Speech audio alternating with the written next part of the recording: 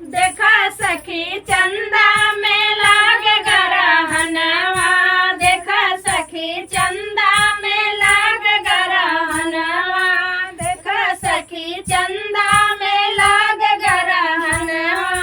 पहिले पठवनी ससुर मोरे आवे, पहली पठवनी ससुर मोरे आवे, देखा सखी ससुर उसे कैला बहनवा, देखा सखी ससुर से कैला बहनवा, देखा सखी चंदा में लाग गरहनवा, देखा सखी चंदा में लाग गरहनवा।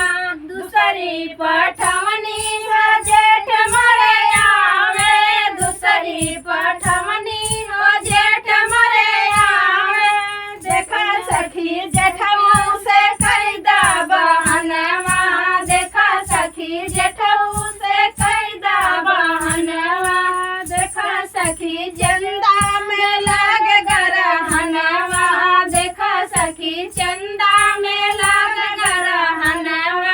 तीसरी पठवनी देवर मोरे आवे, तीसरी पठवनी देवर मोरे आवे, देखा सखी देवरू से कैदा बहनवा, देखा सखी देवरू से कैदा बहनवा, देखा सखी चंदा में लाग गरहनवा, देखा सखी चंदा में लाग गरहनवा।